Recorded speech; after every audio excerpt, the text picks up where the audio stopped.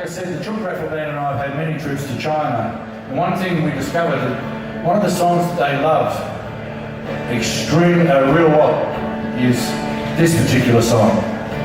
It's like an anthem to them because John Denver, in the early days when China was opening itself up to the rest of the world in the late 70s, he was one of the first entertainers to go there and perform regularly. You can help me out, okay? We might sing it in Chinese as well. What do you reckon? Almost heaven, West Virginia, Blue Ridge Mountains, Shenandoah River. Life is old there, older than the stream, younger than the mountains, driving like a breeze. Country road, take me home to the place, to the place I belong. West Virginia, mountain mama, take me home, country road. All my memories gather round her, mindless lady, stranger to the water. Welcome to Brighton Groove, onto the dance floor, ladies and gentlemen. Dark and dusty, painted in the sky, misty taste of moonshine, teardrops in my eyes. Country road, take me home to the place I belong. West Virginia, mountain mama, take me home. Country road. They're very good, aren't they? They deserve a round of applause. Got a barrel of money, maybe we're ragged and funny, but we're traveling along, singing a song. Side by side. Don't know what's coming tomorrow. Maybe it's trouble and sorrow, but we're traveling along, sharing our love.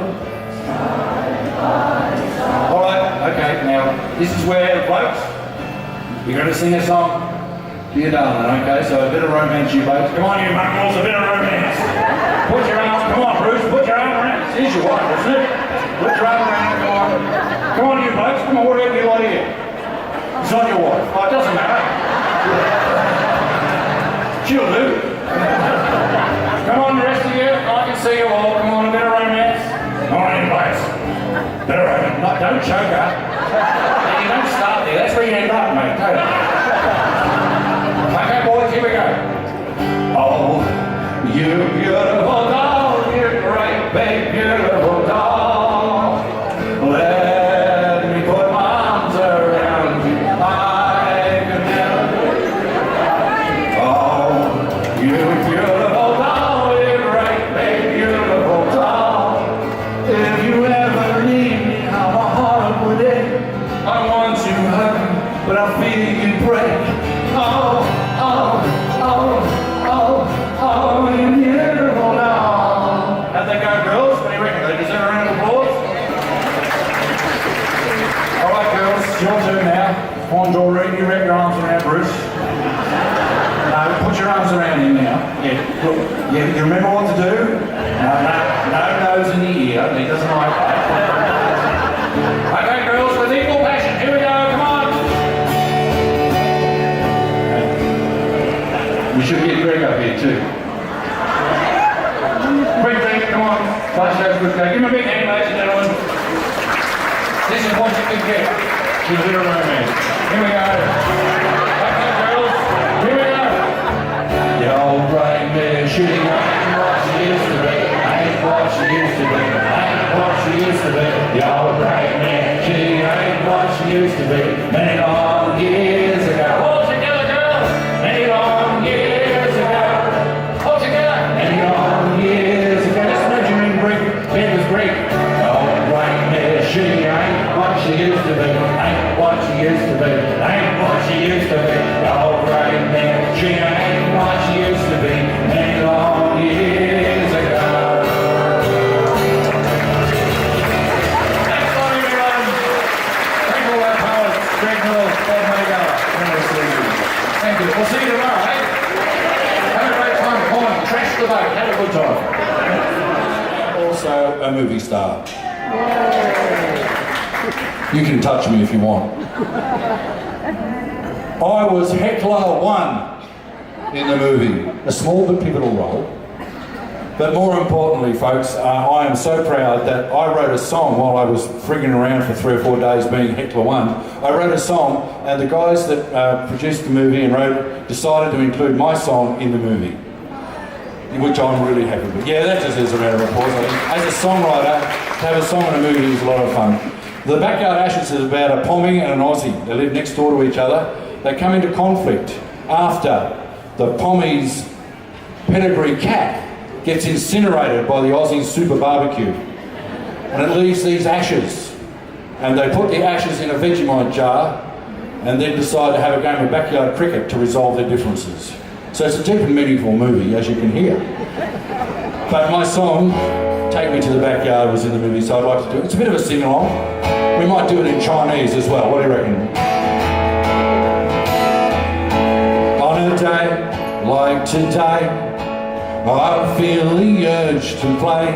Bring the bat, bring the ball to the backyard, one and all. The pitch needs one more roll. Bring me beer, I'm ready to bowl. Today, I really need to play. Here we go. Grab a bat, grab a ball, take me to the backyard, let me loose on the turf. Thunder in from either end, and bowl them for all you're worth. Hit 'em high, hit 'em low. Hit 'em high, hit 'em low. Out in the backyard, put those runs on the board. Raise your bat and take a bow and cheer every run we score. My belly is on fire with ambition and desire. Soon is my turn with the bat. The runs will flow, don't you worry about that. 6 and out is the rule that's in. It's just not cricket if we don't win. Today, I really need to play. Yes, here we go. Grab a bat and grab a ball, take me to the backyard, let me loose on the turf. Thunder in from either end, and bowl them for all you're worth. Hit 'em high, hit 'em low. Hit 'em high, hit 'em low. Out in the backyard, put those runs on the board. Raise your bat and take a bow and cheer every run we score. Raise your bat and take a bow and cheer every run we score. Thank you. Thank you. I had a request to do a song called The Farming Man. Any farmers here, ex-farmers? Quite a few, yeah. This song was written about a friend of mine, a guy called Clemmy Gooden, who's an old. I met him when he was 84 years old, and he said, "Grant, I'm a broken down old cocky, but I've written these songs, I can't sing for nuts, I want you to sing these songs." And we had an association of over about 9 years. We wrote 60 songs together. It goes to prove, doesn't matter what age you are, you can do anything you bloody like in this life, and he proved that. So I wrote this song about him, and it really fits for all the farmers out there. It's on the Full Moon Tonight album, as is Take Me to the Backyard. And Mac has also put this song, which as a songwriter I'm really proud of, he's put it on his latest compilation album called Get On With It Mac, I think it's called. This is A Farming Man for all the farmers. The sun is rising on a new day. There's work to be done, and it looks like rain. Can you hear the thunder? That storm is there. Yes. You with me? Yes. We might go all the way to China, folks. Right? We take control of the ship, and we're going to China with the Chook Raffle Band. Singing to rely, singing to rely, singing to rely. Oh, we're bound for Botany Bay. Ra-ba-da-ba-da-da-da-da-da-bum-bum. Lick of the shears, boys, click, click, click. Wide is his blow and his hands move quick. Serena looks around and he's beaten by a blow and curses he'll snagger with the bear belly go. If you don't know the words, you can just do that bit. Okay? You right, Bruce? Try it again.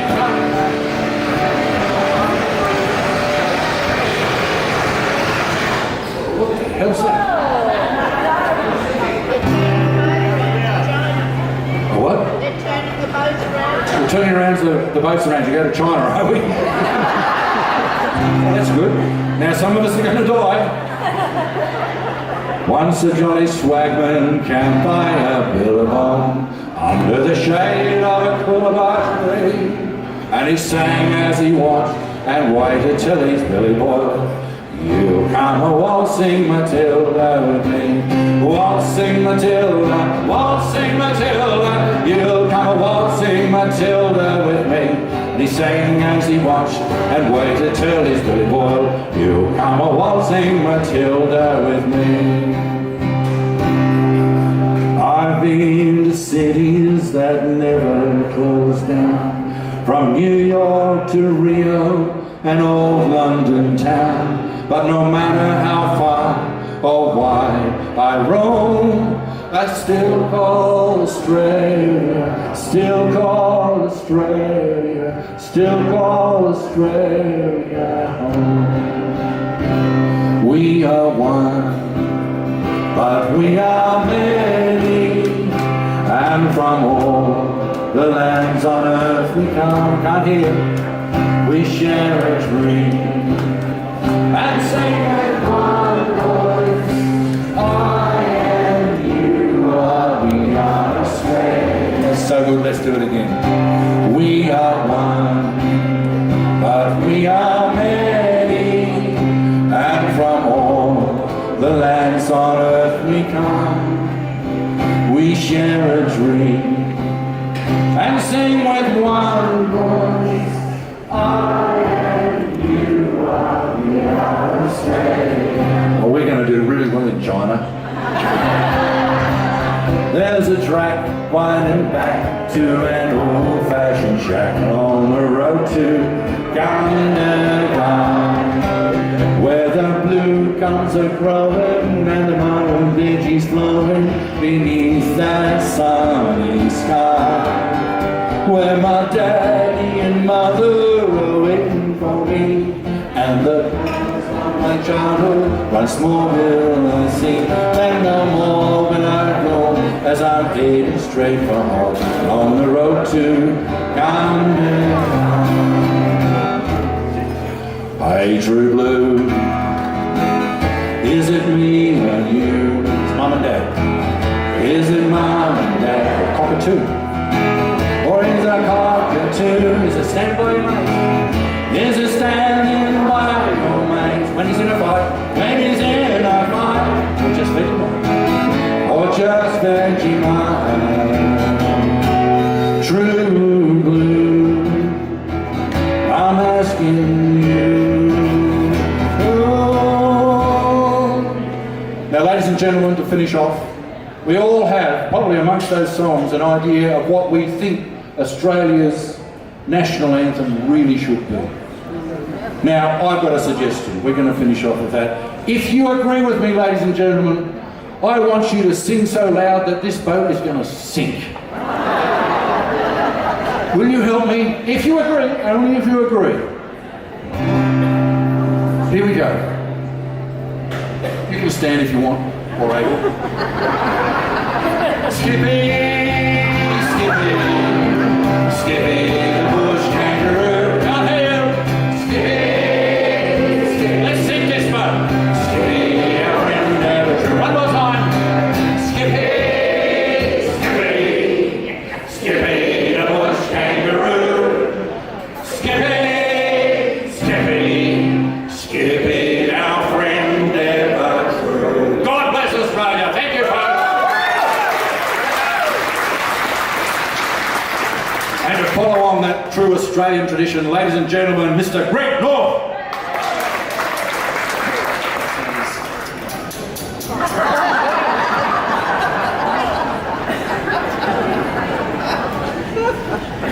Well, summer is nearly here, isn't it? And we all know that summer means... Cricket? Flies. Insects. Who's got a favourite insect?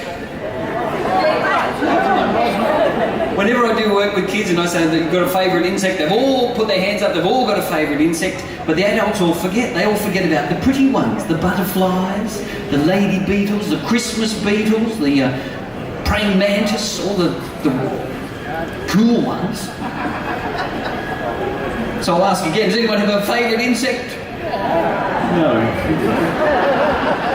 Well, I do, and my favourite insect is a cicada. And for those of you from Victoria, I'll translate cicada. Let's not get into that argument. Well, it seemed to me not many people know much about the lifestyle or the life cycle of the humble cicada. So I decided I should educate the world, write a poem about it, and with my great powers of imagination and poetic genius, I've called this poem Cicada.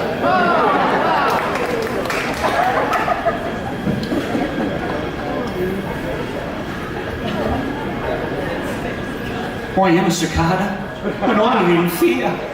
They say that my music is harsh to the ear. But you would be noisy if you had my lot. Just look at the dangers and worries I've got. My troubles all started nearly 4 years ago. I hatched in a treetop, then had to let go. They said with my size that the fall wouldn't hurt, but I felt a pang when I crashed in the dirt. I had to start digging before I was seen by ugly big creatures all hungry and mean. When safely below, then I had to find food. Oh, I sucked up the sap out of roots and I strewed. Oh, I lived in my air cell that shrunk as I grew. I had to enlarge it and shed my skin too. And as I grew bigger, my new skin would peel. I shed it 5 times. It was quite an ordeal. Then one day, the rain caused a fantastic urge. Next warm summer night, I would have to emerge. I dug to the surface, and when time was right, emerged in the darkness. Then started my fight.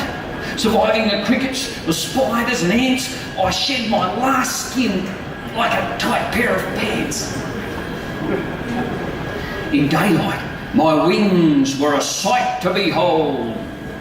Beware all the wasps and the birds, I was told. The dangers we face keep us all on our toes. I've heard I could live for 4 weeks, but who knows? Together, our songs keep the bird life away, and also pull females who like what we play. Here comes one now. I have just caught her eye. G'day. Like my music? And look how I fly. Oh no, I don't think I can see you again.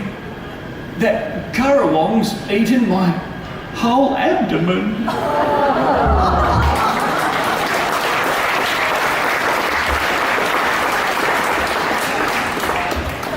It's a bit sad. Apologies to anyone who's expecting a happy ending. This is a poem from a late great mate. His name was Frank Daniel. He was from Can You Wind Your Winder Up, or Canawindra? Canoundra. It's spelled Canawindra, but they say Canoundra. Anyway, it's do you all remember school? It's where the little kids go to learn stuff. It's called Guess What, Miss? Today was Teacher's birthday. All the kids with eager eyes came armed with little presents to give her a big surprise. The teacher had to take a guess at what was wrapped inside each tidy little parcel. She'd pretend, then she'd decide. First, Rosie from the florist shop brought in a bulbous gift. Teacher feigned pretentiously, then closed her eyes and sniffed. I think you brought me flowers. What a thoughtful little child. Yes, have a happy birthday, miss, said Rosie as she smiled. Pete from the paper shop brought a flat-wrapped writing pad, and Marcus from the music store a CD that he had. Sweet Polly brought some perfume soap. She's from the chemist shop. Teacher guessed them all correctly till the last one made her stop. Young Lachlan from the liquor store held leaking cardboard box. I bet you don't know what's inside. Miss was used to Lockie's shocks. She took a little sample on her finger from the lick and slowly sucked it through her lips. But still her thoughts were bleak. Could it be white wine? Locke said, nah, and gave a sneer. Then from her second sample reckoned, could it be light beer? You're wrong again the second time. I think you should give up. Enjoy your birthday present. It's a little kelpie pup. No answers here.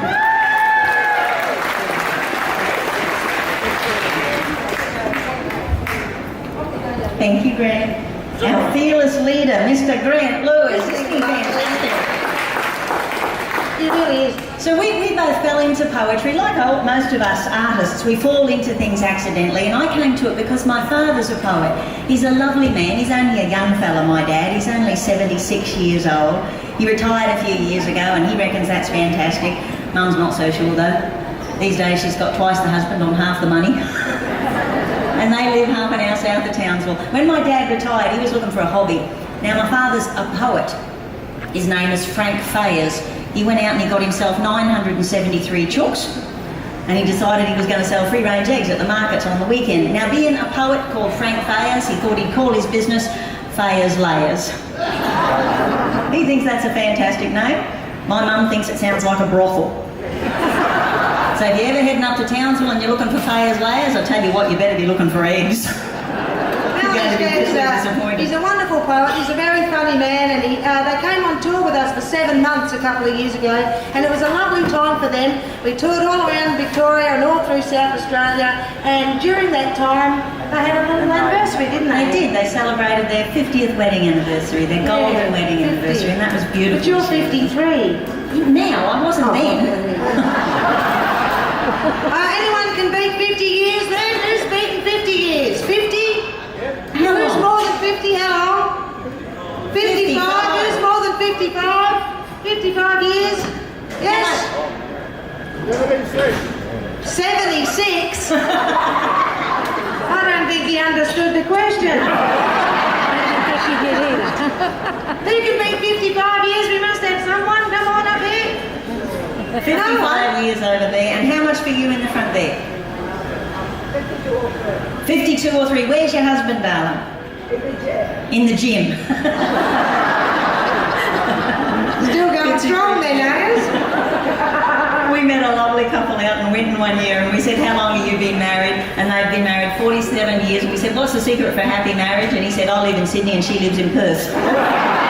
We had a beautiful couple in one day. They were clearly the oldest couple in the shed. They were well into their 80s, and Melanie assumed that they'd been married for the longest amount of time, and she went down, she said, hello my darlings, how are you? And they said, oh, we're really good. She said, how long have you two been married? And they said, we're on our honeymoon. The chief mungle took it a whipping. All right, I'm going to go and talk to this baby. Rightio. They're not married. Neither's anybody else. Typical. 55 years I've been married. Peter and Dorothy. Sorry, Peter and Dorothy. Is it? Which one's Dorothy? I was actually having a chat with Peter and Dorothy before the show today, and I don't know how the conversation got around to it, but we started to talk about weddings and anniversaries, and Peter got all gooey. He leant over to Dorothy and he put his hand on her arm, and he said to Dorothy, he said, darling, do you remember our wedding night? And she said, I do, Peter, and there's no need to apologise now. 55 years, I think we should do something special for Peter and Dorothy. Okay. This is for you then. Now that their children have grown up and left them, Did you ever know that you're my hero? it's still for Dorothy that Peter heart beats. And everything I would like to be. They've been together for 57 years. Did you ever know that you're my hero? He is the Wind beneath her sheets.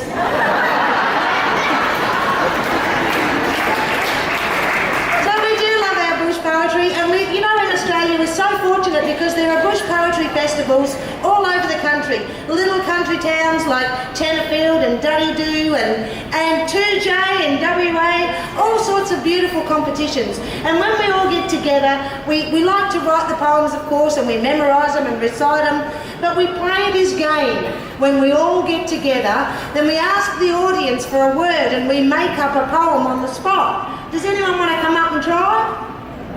Oh yeah, that's a bit, so go on, have a go. It's really good, isn't it? Now our friend Milton, he was absolute, some of you would have seen Milton Taylor, yes? Some of you would have seen him perform. He was an absolute genius. No matter whether he had 2 minutes or 20 minutes or overnight, he was the best at just making up a poem on the spot. And he always won every competition. We'd call him a 1 minute cup. Except for one day, we were down in Dubbo. And there's a local bloke down in Dubbo, he's the local minister. His name is Darryl, and he's very quick-witted, very quick on his feet.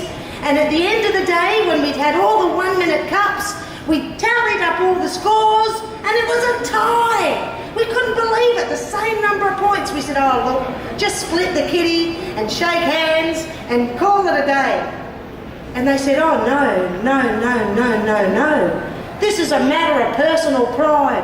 We demand a rhyme-off. We said, what the hell is a rhyme-off? They said, we don't know, but we're going to have one now. So what we'll do is we'll get the two with the same number of top points and we'll make them do one last verse.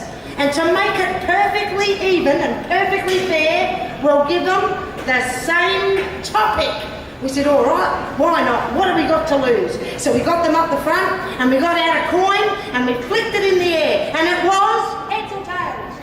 Tails, that's what Milton said, and he lost as well. I said, Darryl, do you want to go first or second? He said, I'll go first. We said, what do we do for the topic? And we had one of those old chocolate wheels. Do you remember them in the club? And someone had written all these silly words around it. So we gave it a spin and round it went.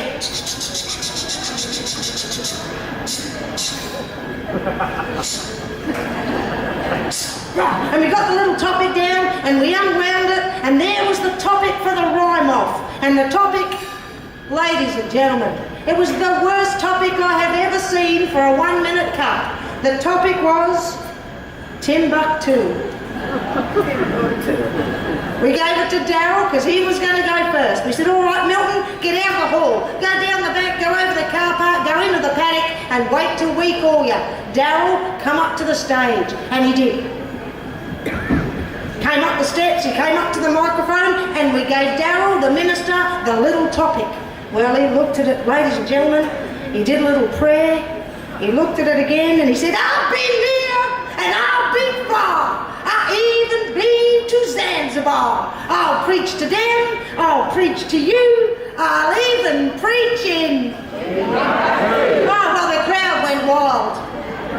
The crowd went wild. And we gave a whistle.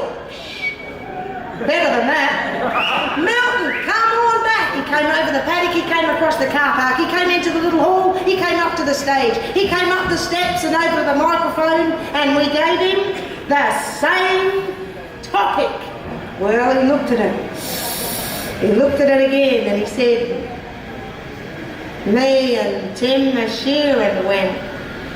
We met 3 Sheilas in a tent. Well, they was 3 and we was 2.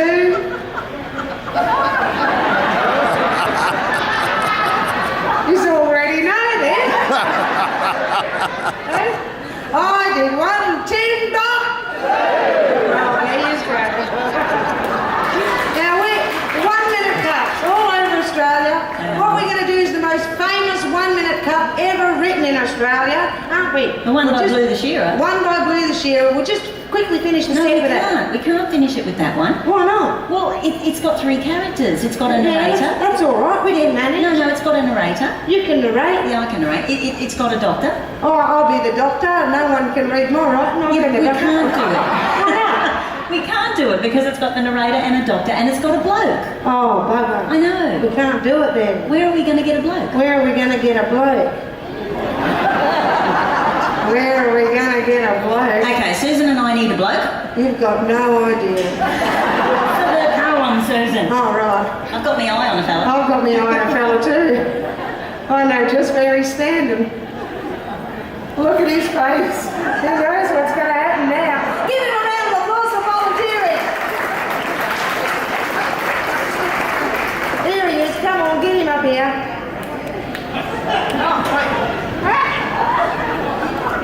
Right. I don't know. How does she always get them first? Hey? They're always exhausted by the time I get them. It's just not fair, is it, ladies and gentlemen? Right, what is she doing to him? That's what I want to blame him, no? Right, here we go. Beautiful. Bring him up here. We're not going to get his name or anything now, are we? We're going to find out what he does. Hey? Tim.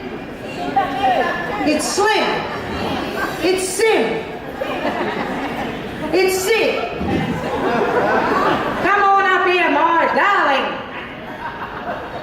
Give him a round of applause. Here he comes. He's volunteered.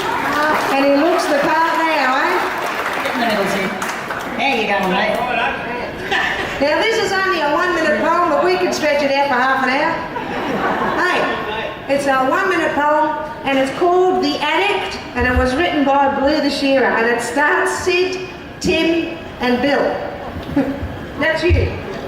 What's your name? Sid. Oh, it is Sid, eh? He's from Queensland, eh? Right, off we go. This bloke This bloke here. in the surgery said, Doctor! Oh, I'm in pain. I've broke my whoozy watches. Can you straighten it again? let's have a look. Now you know why I like doing this one, eh? the doctor said. Let's have a look. Turn around, mate, so she can have a look.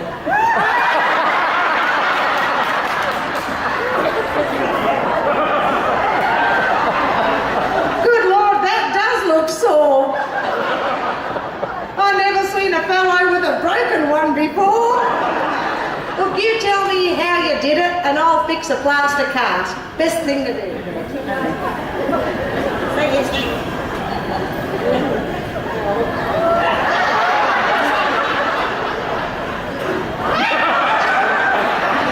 I'll fix the plastic. I'll fix a plaster cast. Okay, Doc.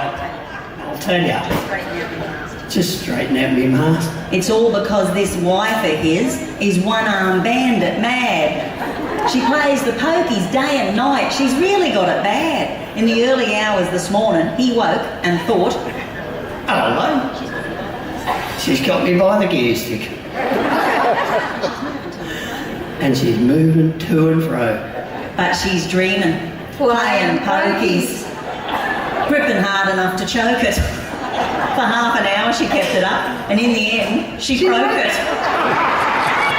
Half an The hour? doctor said. That must have hurt like hell. She might have thought to let it go. If you'd have thought to yell. I couldn't. Said the bloke. The pain was murdering me, loins. The pain was murdering me loins. Anyway, his mouth was filled with 50 10-cent coins. Give him a round of applause for being our volunteer once more. So we did a little thing the other day, and a lot of people said they didn't get it on their videos and their cameras. So we thought we'd quickly do it again. It only takes a minute. We did get over to New Zealand and have an absolutely wonderful time and brought all the Kiwis back over here to have a bit of a go. And you'll see a lot of, especially in your motorhomes, I know a lot of you've got caravans because we've seen you out at Whitton and out at Longreach. And a lot of you will meet New Zealanders as you're travelling around Australia. Now you can always tll the New Zealanders, they've always got bicycles on the back of their motorhome. And the big difference is theirs come off. And the That's reason true. We took it really seriously travelling around New Zealand because New Zealand and Australia are a little bit like Queensland, New South Wales. We can knock each other till the cows come home, but we're basically family. We'll be there and help them. So we love New Zealand, and we didn't go around We didn't want to just go around making tacky New Zealand jokes, eh? No, we didn't want to do that at all. And so we wrote this for our New Zealand friends. So by request, here is the Queensland Haka! Are you ready? Ha! We're here on holiday. Ha! We come a-camping, Queensland, Queensland. There's lots of pies in our tucker, tucker. Too many ants and spiders, spiders. We can't go swimming, there's crocodiles, crocodiles. Sandflies and mozzies are biting me, biting me. All that they give you is Vegemite. Queensland Harbour. Here's Mr. Lewis. Oh, look at him, like, look, stand here.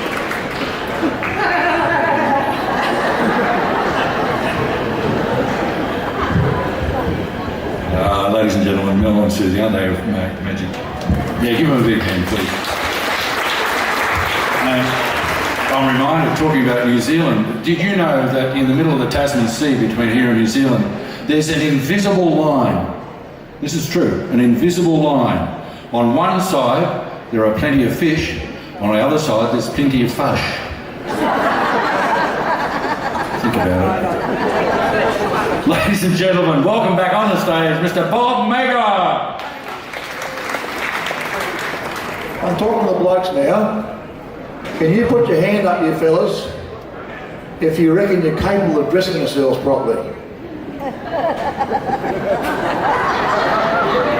Oh, God. According to your wife, no hands have gone up, so no one can dress themselves properly. I can go away for a fortnight by myself. Everything I put on matches. Everything. I'm home 30 seconds and wife says, you know, that shirt doesn't go with that pair of pants. We bought those brown shoes for that, what have you. I've got no idea at all. And she was talking to the local bowling club about my problem dressing myself. She suddenly found out from all the other wives at the bowling club that we're all the same, us blokes. We don't really get the colour coordination and what have you. So I wrote a poem about our supposed problem, and here it goes. When a bloke hits adolescence and his courting days commence, he impresses local damsels with his inbuilt fashion sense. Just as I fine-tune my wardrobe as I layer right through my teens with my cleanest dirty t-shirt and my only pair of jeans. Because looking good was easy, there was only one small catch, which was working out which t-shirt made my stubby hole to match. And while girlfriends fussed on fashion, I just took her in the wings, feeling sorry for these creatures with no knowledge in such things. But my fashion sense was shattered and become a source of strife when old Cupid's arrow shot me and my girlfriend changed to wife. Because quickly I discovered on my journey down the aisle that my fancy dressing techniques from that day are out of style. On my honeymoon next morning, I began to smell a rat, because just as we were leaving, she said, "You're not wearing that." Who's heard that? This to me, the fashion icon and a very trendy catch, in blue shorts and purple singlet and the orange thongs to match. But her statement had me worried. "You're not wearing that," she said. But she meant it as a question or a threat to stop me dead. So I went and changed my clobber, but I'm walking out the door. I found spots and stripes weren't matching like they were the day before. Then I learned new words like chartreuse and that beige and brick were hues, and discovered all dark things aren't black. They can be navy blues. And I didn't see it coming. In the passing of one day, getting dressed become an issue. And I didn't have a say. Now she buys me sets of clothing, which confuses me no end. I'm expected to remember how they mix and match and blend. I'm severely under pressure, so I go and ask the cat. So I've got a bum to kick when she says, "You're not wearing that." As I gaze into my wardrobe, there's too much for me to choose, and no matter how I ponder, it's a fight I always lose. When I prance around and ask her, "Does this make my bum look fat?" She sends me to the bedroom, snarling, "You're not wearing that." When I'm almost dressed for dining in green shirt and red cravat, then my wife calls to the bathroom and said, "You're not wearing that." I say, "No, I put these clothes on just to stop me standing bare." "Well, I wait for your instructions and you tell me what to wear." Now, I never had this problem until the missus came along. If I joined a band of nudists, what I wore, she say, was wrong. So I sit here in my undies while I wait for her advice, which I wore for any argument and saved me dressing twice. But these days I'm just a puppet and can't wear the clothes I please. Since my footy shorts are gone, I now wear shorts below my knees. And I've had to give up drinking. I'm not going to front the bar, since I'm dressed up like a pansy from the Sydney Mardi Gras. Because every time I dress up, my incompetence is shown, because the only time I get it right is when I'm home alone. But I stand up to the counter when there's tension in the air. I wear the pants in my marriage, though she tells me which to wear. And I know when old St. Peter calls me up to move upstairs where they all wear God's white costumes to negate all-fashioned cares, when upon my cloud I'm sitting with me wings and halo hat, I'll still hear her from the next cloud calling, "You're not wearing that."